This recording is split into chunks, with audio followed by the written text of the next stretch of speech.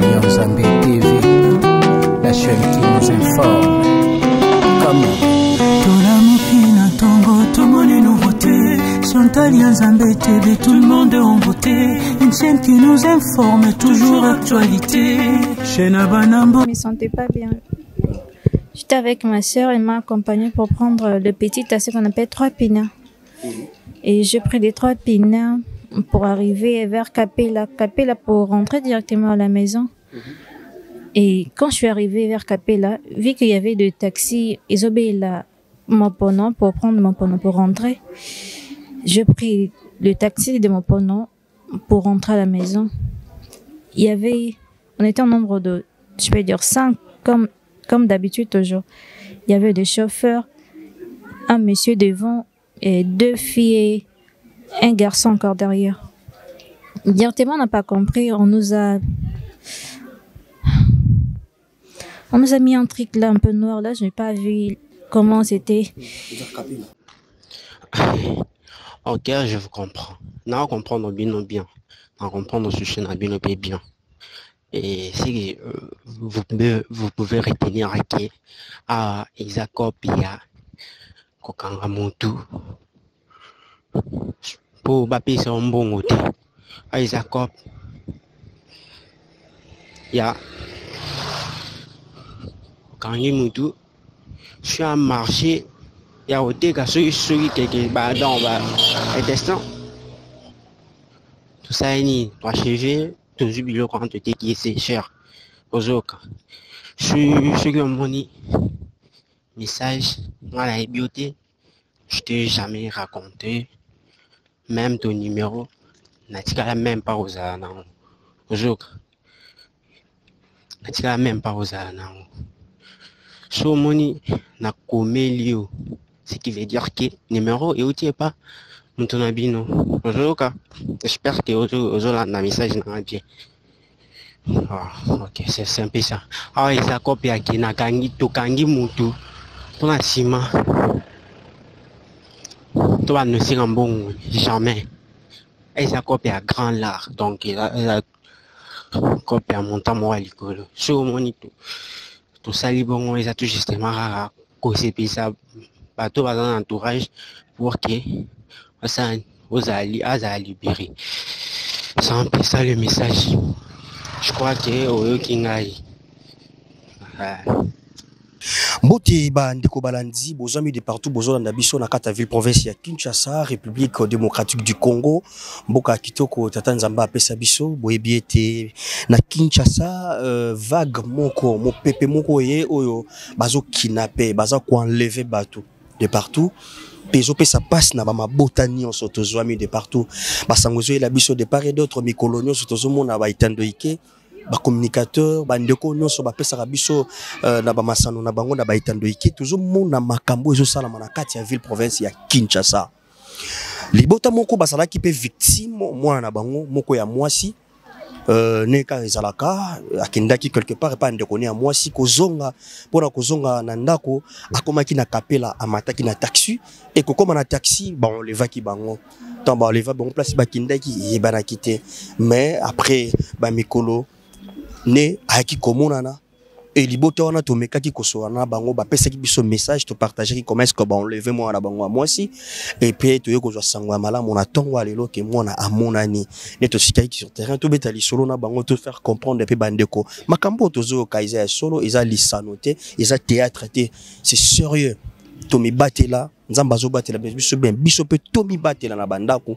to za la prudente pour likama ou comme la mabota na bisoté to zo vivre déjà na ba pasi to zo vivre na ba condition ou ils ont sepelisa biso mon côté mais to kota na makambo zo pe ça se passe na mitema et ko déranger to kota na kati ya lopango to zo mi na commune ya Ngiringiri to kota na kati to zo ba détail na bandeko ou ba vivre na victime yo moko oyo likambango comme la ke to ba détail belé poto mi bangisa pe to interpeller pe ba konzamboka bakolisa lisusu sécurité ya population et ko sala biso malamu mingi tokenda to sorana bango et to robeta lisolo malamu pe boko comprendre histoire comment est-ce que zali yo pozwami na ndako yo ki histoire betela ndeko na kati ndako azala prudente pour te batela bomo malamu. Merci beaucoup.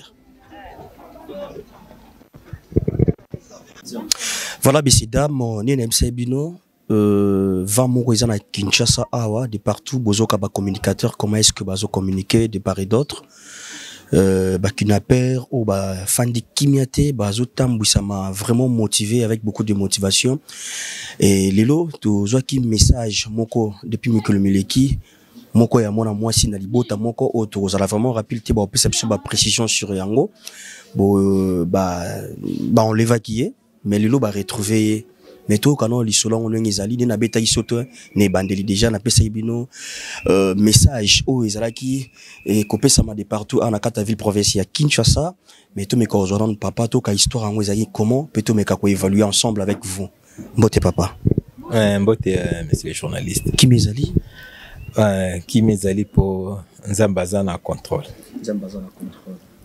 voilà sango pesami na engumba école Kinshasa de partout au toyebike bande ko ba ebani ba kombote non identifié bazo sala musala ya mabe wezo pesa passe na mabota nyonso baza ko enlever de part et d'autre bande ko na ba ketch ba moto voilà lelo likambango pe komela kiyo beta moi li solo bande ko ba otala biso ba oka koma est-ce que makambango salamaki encore li solo est vrai il y a ba kidnapper wana et salami pa moi nanga ya mwasi ya mibale za mère ya ma bébé à 2 mois bébé a 2 mois yokaki ba douleur nzoto bonga basi akenda ki pa grande sœur na comme za corps médical pour na examen au temps d'examen sili au retour grande sœur na accompagné tinare na ezo na sur université accompagné à côté même la moto ko to bien à 3 pneus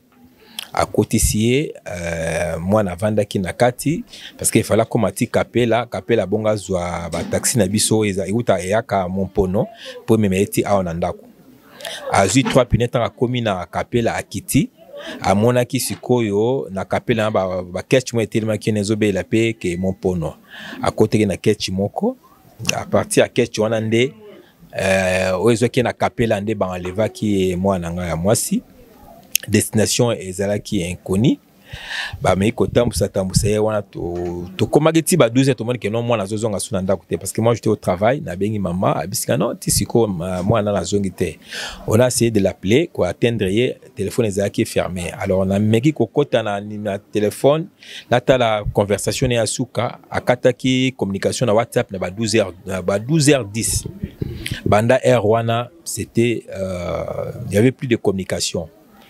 Alors on a commencé à mener des enquêtes ko bengi ba camarade naé na bengi pas moi naé donc on a alerté tout le monde na kati ko tumusala tinaé to na commune na avant to comme la commune Kalam to komaki na associate o ya Kapela na kende ko tika avis de recherche parce que ma fille azaki introuvable. Même si non soko tiki avis de recherche bongo okene na mabanga parce que il y a un réseau mo ba tuko kanga ba sikoyo ba boke ba tumo na bongolo la ba kidnapper ba boke ba tumo na bongolo vraiment drogué là. Alors on a tout précipité na grand frère comme az inspecteur Yaner to kena eti na mabanga na commissariat mabanga totali bato bakanga ki wana ceux qui moi na pas zalaki parmi bato babwaka ki azalaki te ba onde ba conseiller non bokinde siko na district oya Kalamu oya na kota ya maison communale bokinde ko sala déposition na binokuna alors to koma ki kuna na butu c'était vers 21h déjà toujours bien la téléphone les a fermé to komi kuna bon ba meki ko ça bon ba kamunenge les gars qui a mwana ba l'exception que non il y a un groupe de gens qui ont arrêté il y a même pas 20 minutes ba kidnapper PKK botala bango soki bomona boyeba bango et puis banto o ba drogaki bazami bana mibali bo vérifier ce que boyeba bato.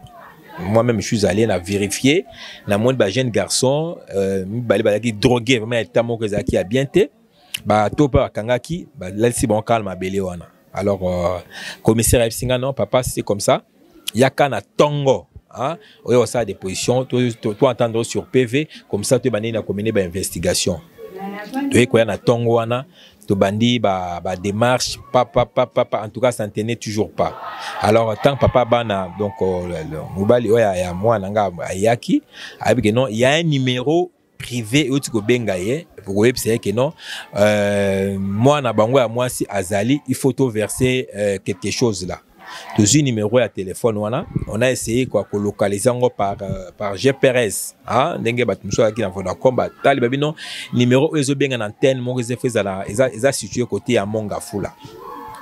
To meki sus ko benga numéro ngo abidi na biso que non sur bozo ko insister boko retrouver moi na bino moi si to ko bois kaye na monastère et Bembe. So boza na $1000 te ça ne sert à rien ko insister. Nous avons l'argent, nous avons un bon paye sa bango, mais quand même image tout le monde a moins biso pas azali, ataba azali ligoté, mais tous en assurance qu'elle vit encore. Comme ça, tu es bandé au paye sabino bon. Babino tu paye sabino numéro mon quoi il y a un pesa comme ça bon verser bon. Alors tout le monde dit que non ba démarche les autres pesa biso ba retard, tout ce qui na commissariat kuna ya Kalamu. Mais si que non, n'engeza boy, poto que na Vodacom, ba meka ko localiser numéro wana, il faut procureur à signer, général à signer. Alors tout le monde démarche wana donc et ko pesa biso vraiment écoute les biso temps. Alors toi qui na mbaka ya chute et là soit ça la terre. Bien, soit to bando ka prier to emni to ça il faut qu'on retrouve notre fille là. Subitement kakabo étant to komi ba 11h30 dans mon vie, on a recevoir appel, il y a ma fille. Abenga que non, oh papa, on m'a libéré, je viens de Mongafula, je suis en route. J'ai crié alors. Nettement émotion. Non, tu es où? On n'a pas, je suis en route. Alors on avait les gars, bâtiment qu'on a baqué, bazuye, ti niveau ya Bolafa, baena eti nandako. On a bon comme Azaki un peu traumatisé là, on a essayé de poser des questions. Abenga non, bazuye à partir ya Monga, baba qui à partir à Mongafula. J'ai essayé d'appeler le motard ou moto ana, ouais yaki naie. Na téléphone parce que c'était numéro na téléphone pour obenganga asinga papa bosambela moi na mina na utukuzo pena na Mongafula azaki vraiment enlevé. Alors na bimo ça va promettre na zone nda comme ça na si réellement ma fille aza vivante elle vit donc si aza me gratinir té azu choc té.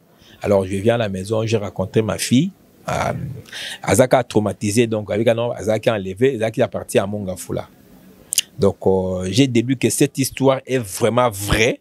Et même le commissaire Wana Yakalam, il nous a dit que non, ceux qui bolin ko tambola, aux n'a pas savoir que les importants, c'est beau tambo atamakolo. Parce que groupe Wana peneza ko exister. Donc, baza ko enlever vraiment nganaza parmi bateau et ba vivre scène Wana. En tout cas, avec la prière, on a beaucoup prié pour ces cas, étant serviteur de Dieu aussi. Et puis, on a alerté tout le monde. Alors, na évité ceux qui parmi la police, on a ceux qui nini, subitement relâcher ma fille. Bon, l'Éternel soit loué. Ndenge batiki moi na biso ya moi si aza bien portante. Alors ba epsenga na la police comme na za ba numéro, fona zonga su kuna la police. Na pesa mo be élément nyon c'est quoi et ko permettre bango ba mener ba investigation une antenne parce qu'il y a une antenne mon que ça à niveau ya Mongafula, ba mener ba investigation au niveau ya Mongafula pour na kanga réseau ana. Donc c'est ça l'histoire on a à vivre pendant ces 2 jours. Mais déjà commissaire après ça qui a motivation par rapport il y a ba kamususu ezoma qui na ba kisoso commissaire a ebisinga que ba arrêté déjà 26 donc voilà il a bêti na c'était lobby il y a 26 réseaux au bango ba arrêté déjà. Okay. 26 réseaux ya bato. Bazo ko bango 26 a ebisinga. Moi-même mon lobby car na temps on a tambola ki mokiwana na moni na mabanga la moni pe susu kuna na Kalamu.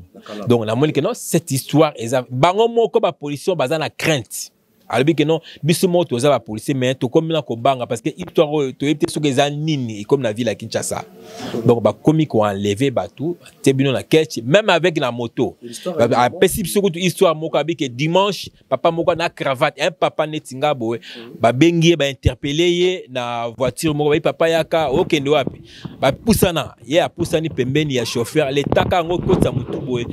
Tout le monde qui était na sima na sima na qui était pas filmé na chauffeur azaki na mouchoir déjà bien ataki blo na bango ba kiswana atie na monoko papa azaki évanoué bakenda ina ye Donc, voilà, histoire dans la vivre qu'on a donc commencé à rencontrer. Il y a une maman aussi à se retrouver qui Molili, Yemoko, Babengaki, Bakangaki, Penderonae, comme ça, histoire Mocho Beta. Ouais, à lobby, il y a la petite histoire, monsieur, sur le lobby, que non, papa, ma camnazo, c'est vrai. D'abord, il y a, un superviseur, il y a 2 jours passés, il y a un jour passé, il y a une dame, oyo ayaki ko alerter bango bakanga ki pepe mwana na ye ba ici que non apesa $1,500 abino oui na repesa bino $1,500 mais na repesa bino ngo wapi abino to kende yakana ki senso abina ki senso kota ba ravin yakana ki senso na ba 1h du matin oya comme ça opesa biso mbongo wana maman na pas aki d'accord bi problème était na rassembler mbongo na opesa binango mais elle malin qu'elle était ayaki ko alerter pe la police. Quand elle a alerté la police si général a eu Jeep, un Jeep avec 207 plein de policiers na ba bureau 2 ba accompagner maman na ba 1h du matin. Je vous dis na 1h du matin na Gisenso ba accompagner maman na Mopandi na il y avait des policiers en tenue civile au babenga ba bureau 2 na Simakuna ezaki na 207 il y a plein de policiers et le serveur qui maman na loko ba na ndeko tambwaka na torche na ya téléphone bon ba kidnapper ba ndima parce que ba mona ki aza mwasi peut-être azazu na force était. Alors la chaki que non babino maman na apusa na tama pousse a komika juste pembe na bango ba bureau de ba cercle qui ba kidnapper wana ba bête massa silikolo pour ba ko arrêter bango. Donc wana ezapesu histoire vrai ongana yo qui est pas yemoko commissaire wana. Donc je vous dis makambo eza vrai eza mabokete. Moi je viens de vivre ça. Qu'est-ce qu'on peut retenir déjà en tant que responsable ou vivre situation parce qu'il y a pas mal de gens qui se posent aussi des questions bazwara nyo so théâtre à Kinshasa ça se passe comme ça to la muki to ki likamu botami ba musu kaka voilà bongo pe ko interpeller aussi ba konzamboka qu'est-ce qu'il faut faire. Donc il y a un peu message ngana ebisa qui même commissaire yoza OPJ comme moi aussi. Et là, Singabino, la police, boye ba kota sécurité, ko assurer sécurité ya batu, mais à l'obi nanga boye papa ngana roye biso une chose. Si y a moyen, ce que moni ki ba bengi so place mobo, eza importance te ko kendete. Ce que moni eza mpemel tambol policier abi tambola ata makolo. Donc au lieu au matin na ba desa ba beliso ba benga ba catch na ba 3 pinets na ba moto. Ba ces gens existe vraiment au Baosala Bilokwana. Alors, on a la population vraiment la prudence. Avant de sortir, il y a une place aux Kende, talaka muturani nozo matela. En tout cas, même ceux qui monde kozala yo on a toujours accompagné. Ça sera une bonne chose pour éviter tracasserie de côté nango. OK. Pour na bakonzambo on peut dire quoi? Bakonzambo assurer sécurité à la population. Nous sommes des paisibles citoyens. Nous avons droit quand même ya kotambola. Donc to komi na ben certitude ya kotambola. Bango assurer sécurité na biso. S'il faut peut-être ko interpeller ba mituka o eza na ba parking ba mituka o eza ba voiture eza fumée ba sala yango parce que si ça continue comme ça na éviter vraiment population peut-être soulèvement et salama. Tout le monde en France il y a eu la mort d'homme il y a car c'est seulement une seule personne mais il y a un soulèvement populaire. Alors oya biso awa ba police bazo ba non ba bazo ku febele la population to zaka tacite vandingwana non. En tout cas, nous interpellé même Konzamboka, va renforcer la sécurité dans la ville de Kinshasa. Cette histoire est vraiment vraie. Okay. Merci beaucoup, papa. Merci beaucoup. Voilà, Botsolanda papa, il y a Ndokonabiso Mwasi au Azaki kidnappé. Ce que j'ai intervention Ndeko, comment est-ce que Azwaki moto tia kidnappé parce que la personne ou a victime tellement qu'elle a traumatisé, elle n'arrive même pas à s'expliquer. Mais explication moki après ça na bandeko nae to me capé aux ba détails sur yango et puis ça bisopé éclaircissement par rapport à histoire yango ou les cas na kata ville province à Kinshasa. Salut chef. Salut bonjour. Kimeza Hollande. Un peu neka ezalaka situation sur comme bozaki un peu à l'air. Oui bon la situation a été délicate par rapport que hier on parlait avec la fille parce que la fille c'est ma copine que je vis avec elle. Bon vu que il fallait qu'elle ait un hôpital pour la consultation. Bon on s'est parlé vers 12h 10h, 11h, 12h, on était en communication sur WhatsApp. Mais après quelques moments, Il m'a écrit un message que j'ai un mauvais pressentiment. Bon, je ne savais pas les mauvais pressentiments, c'était dans quel niveau? Le niveau des eaux ou bien le niveau de Capella vers Mopono. Bon, j'ai essayé d'appeler pendant un petit moment, ça ne passait pas. La fin dit jusqu'à 14h. J'étais avec un ami dans le salon, on s'est coiffé. Bon, la première un peu agitée. J'ai devrais aller acheter quelque chose pour l'enfant. On a commis, bon, il faut bien par rapport à ma pressentiment, la façon où il y a l'ingana sur ma bloc. Quand j'ai arrivé, j'ai appelé, ce numéro ne passait pas. Je suis sorti et puis j'ai appelé sa petite soeur à la maison pour demander ce qui déjà a commis. On a comité à appeler papa à Zolukai. On a commencé à appeler pour chercher à trouver peut-être à la maison. Il pensait que Bazaki Nangai. On a gagné sur le téléphone, c'est resté pour ne pas rentrer à la maison. Je me suis sorti vers les 16h, je suis allé chez la famille de sa maman, pour tout Lukaye, tout le monde y est pété. Il y a petit A en Andaku. Je suis la sucette à Bongolo. On est allé vers le 21h, on a sucette, déposé les plaintes. Tambola. Il y a un numéro qui m'a écrit que nous on fait le trafic d'organes. On n'a pas besoin de $1000, mais si on vous demande $1000, c'est parce qu'on a besoin de libérer la fille parce qu'elle a sauté. Bon, on a essayé peut-être que Batina a une photo.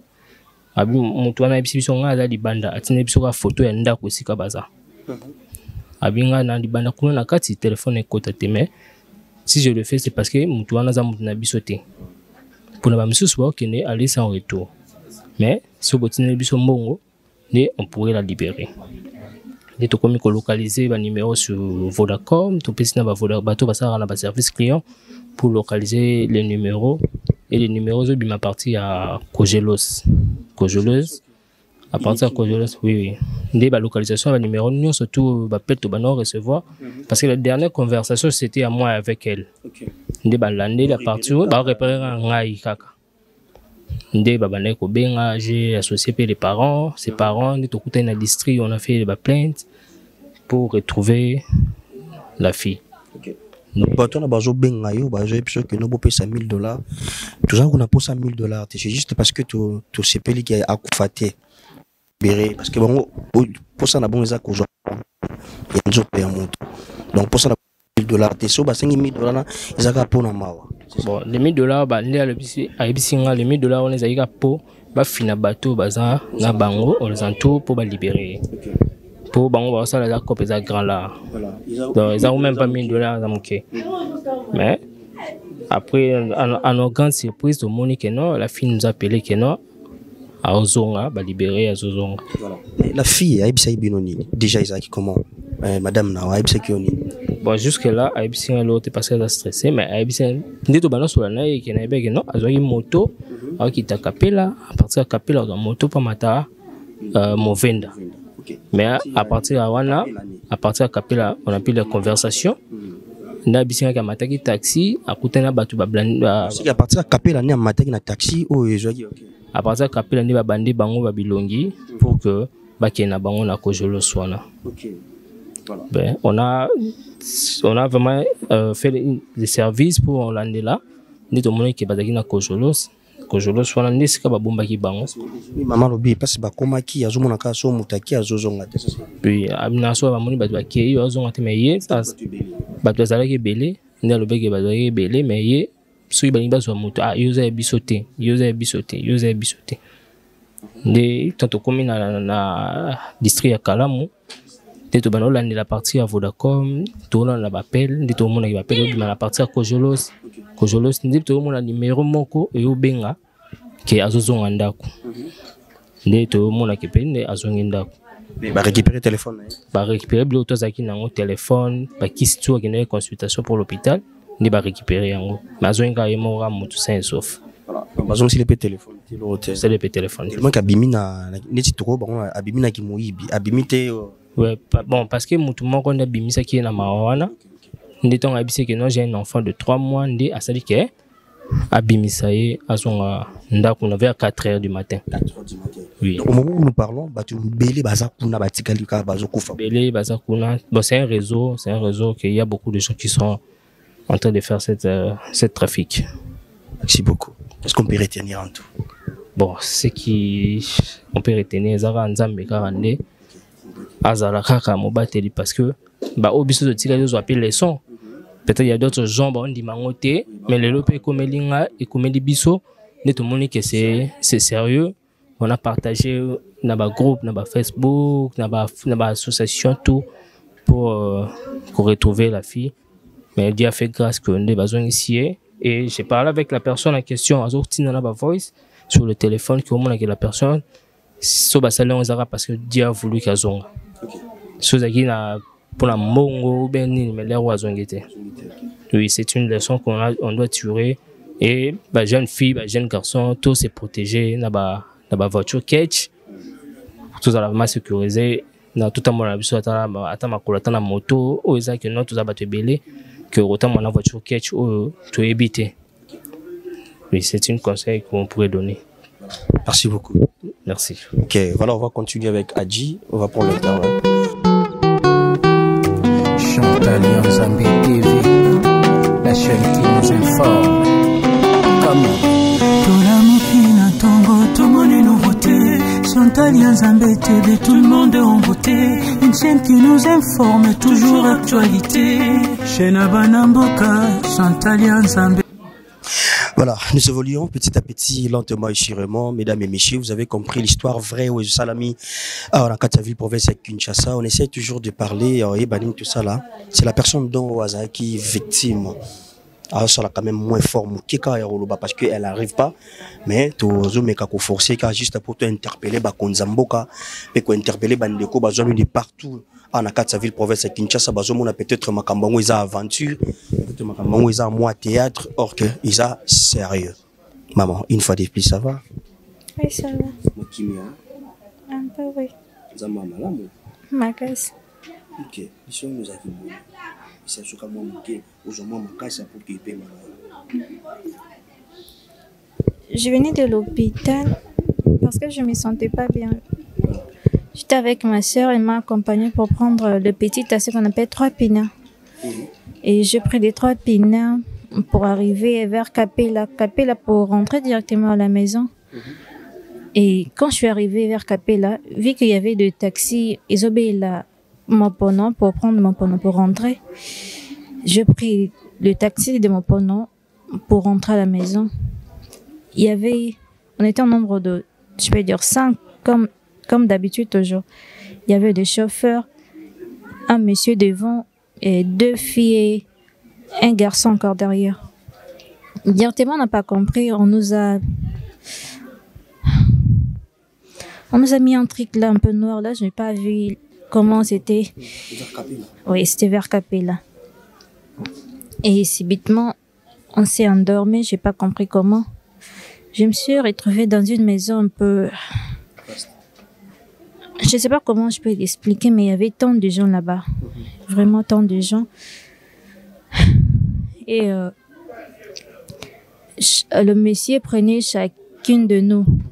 Je ne sais pas là où on partait, mais il prenait juste chacune de nous. Et avant qu'on puisse m'appeler, il y a un monsieur là qui m'a dit « Et si quoi ils aient été ?» Vu que j'avais tellement de mal, je ne me sentais pas bien, je pleurais. Il m'a dit « Parce qu'ils aient été, tu dois quitter. » J'ai dit « Je vais quitter comment, tandis qu'il y a tant de monde ici, comment juste moi là, je peux quitter. » Et il m'a dit que je vais te faire sortir par ici et tu vas courir jusqu'à ce que tu vas prendre n'importe quel transport pour rentrer chez toi. J'ai dit d'accord, oui. Marché conclu. Il m'a fait sortir. J'ai pas vu l'endroit en question, vu qu'il m'avait encore bandé le visage. On a couru, il m'a laissé, il m'a dit va libérer les autres. C'est juste que le message qu'il m'avait un peu parlé. Et quand j'ai couru tant, j'ai vu le premier motard, je lui ai demandé où est-ce que je suis. Il m'a dit que non, Nazana Monga Fula. Je ne savais pas. J'ai dit ramène-moi à la maison, il n'a pas voulu. J'ai commencé à faire encore le pied pour prendre encore d'autres motos. Toute personne dont dans d'autres baboto bandobo, il y a un monsieur là, Danzimi, j'ai dit, tu peux me demander tant d'argent que tu veux, mais je vais juste rentrer chez moi à la maison. Il m'a dit que oui, je vais te ramener à la maison. Il m'a pris vers ces Mongafoula pour m'amener à la maison. Je veux juste remercier l'Éternel, mais je veux juste aussi que je puisse aider ceux qui sont restés là-bas. C'est le seul message qu'on m'a dit, de sauver ceux qui sont restés. C'est juste un peu ce que je voulais un peu vous dire. C'est la personne donc qui a dit de sauver des gens qui sont restés de l'autre côté. Oui, c'est un jeune garçon. Je ne sais pas. Juste pour communiquer. Je ne sais pas comment. Ben, peut-être c'est grâce à ça que je peux aider ceux qui sont là-bas, je ne sais pas. Okay. Merci beaucoup. Force-toi alors. Et tout ce qu'on on va prendre Adji. Je ne vais pas te prendre encore beaucoup de temps. Merci beaucoup. Ok.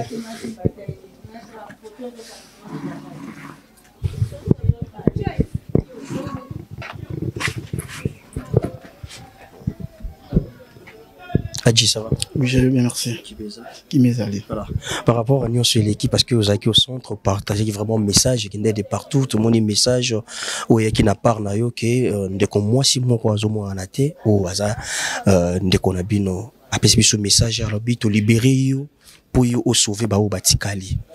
Habité par là, on comprenait qu'il y a un message bino besoin qui parce que bino besoin qui n'a. Ben voilà, l'histoire d'abord était vraiment imaginaire.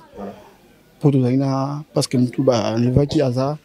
Moi, si vraiment il y a un plus proche, tout ça va aller à Nyoso. Il y a vers 10h à Otalanga, tout qui n'est pas salon, tout Katisuki. Et puis non, je devais aller au moins acheter le lait pour l'enfant. On a libéré à 14h, on a accueilli, et puis vers 16h, comme non, on m'appelle qui est Christy jusqu'à présent, mon athée. Comment ça, mon athée? Ok, attends-moi là, j'arrive tout, qu'est-ce qu'il faut faire? Naya Koutena, toujours na famille na bango, expliquer que c'était depuis 12 heures que a mon anaté. Na tous les camarades, bosola qui n'a c'est non juste à 12 heures, j'avais un mauvais pressentiment. Je savais pas par rapport à santé naé ou peut-être par rapport à place à Zalaki. Pour par rapport à santé naé hôpital ben va libérer pour akena qui consultation. Ce que hôpital va libérer qui c'est que Azaki n'est bien. Pressentiment oza yani.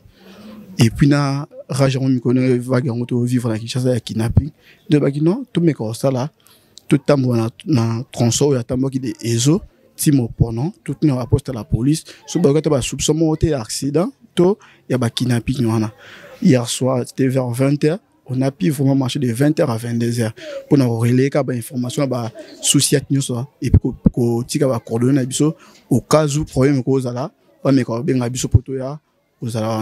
Et puis à la fin, vers 21h, on a qui district à Kalam. On a pu aussi déposer aussi la plainte et puis expliquer ça avec notre beau-père. Et puis, bah, absolument tous en lobby, na 7 heures matin. Les matins, si on se réveille, lorsque le thème de discuter avec le commissaire, tout ça, il y avait un numéro qui nous écrivait qui tout à l'heure, moi, on a vu, après ça, les détails sont complets. Mais nous, on voulait en savoir encore plus, qu'il soit Zawana vraiment, réellement, sur les bâtiments, tout $1,000, je crois. Tu en as qu'au tardé, moi, lorsque tu es au tardé, le bas qui font un casque. Non, biso tout derrière, tu as ça la copte pour pas bien en cop, la biso exacté, toujours à moto, pour tout ça un bon nom. Et ça qui cop tout ça, ce que tu as moto bon, tu l'ongolais car bah important dans autres naïe et puis tu bois qui n'a biso cadavre, tu as bleu, tu qui maillé, tu as son pour tout le monde à mon amour. D'ailleurs, quand tu as un mon appel à 3 mois. Tu as vu effectivement Isaïe. Tu as vu quand les biso faut tu biso non na pause mais place donc qui ne kuna téléphone est côté arrêté à l'instant où tu so anaï to moni numéro monsieur bien biso il mo la voix à notre sœur Christevie qui dans un anzela la moto dans aucun ndako on n'avait pas pu vraiment croire to me qui rappelé ce numéro et les caté to tika na commissariat to délégué ba biso na ndako ba to ba ki ndako ba filmer biso que non réellement a commis ndako donc tu voyez to meki un peu remercier non premièrement Nzambe ou asala biso grâce wana et puis nous tenir ba question de nous a expliqué ce qui s'est passé là-bas nka auto expliquer biso malgré stress na wana le message n'est à lobby que batou basé belé parce se retrouver qui parce qu'à habiter dans la commune kati batou basé ebelé il peut pas faire ça mais il y a une personne qui pas nabi à place na yote donc on va essayer un peu de te libérer pour you osunga pe bandeko ba na kati pour ba libérer, mais il y a pas moyen qu'il y a libérer bango to communication kaka ya interpeller parce qu'il pas jouer bâti. N'habitez vous comprenez le message. Bon, voilà, nous pouvons dire juste que gloire à Dieu parce que lorsqu'on a pu partager le message, ce qui était à faire premièrement, c'était d'abord de prier à Dieu. Prière, il y a tout le monde était dans les aguilles, il y avait différentes places au Bazari parce que tout le monde était vraiment touché. Et puis, nous ensemble qui au fond. Et grâce à nous, nous avons accompagné, c'est bon parce que c'est déjà un peu flou pour les criminels à ébisser qui est libéré pour libérer bateau. To éviter ceux qui esprit na ezongi kimia à reconnaître si quand on est au Kenya sur le commissariat ceux qui reconnaître on est to copier ça on information on apprécie pour pas que si na réseau yango au to ko bandera. Ok. Alors, merci beaucoup Adji. Mais qu'est-ce qu'on peut retenir dans Nyonso? Koibisa bandeko nini nandaku bafandi obazo kapeli solon kana musika ekomeli bango na noté et okoibisa pe bakonzambo nini soki lelo ba victime to famille victime baye ko pana bino kolela bino la police bino comment est-ce que bako ko traiter na bango par rapport il y a traitement bosali entre bino na la police. Voilà, ce que nous pouvons dire premièrement à la population, nous avons beaucoup bien organisé, un côté déjà vagabondage, déjà effraction. Mais nous, vie conjoncture, en beaucoup de temps, bon pour nous reloquer, à tout un cycle de temps, mais c'est des états qu'on peut commettre au temps pour la biso. Place c'est un temps exagéré, avec place aux au fréquenter, au fréquenter, faut autant bloquer en prudence. Mais par rapport à notre État, aujourd'hui je lisais un article que les gens m'avaient dit, ceux qui l'État a zokoka qu'on détecte les criminels, c'est que les criminels vont battre la carte à la police. Donc nous devons vraiment marteler sur ça parce que l'autre fois tout le monde qui a agi c'était Français Ron Naël à Koufaki avec une faute. Mais tellement Koufaki population France était même les présidents des républiques a réagi.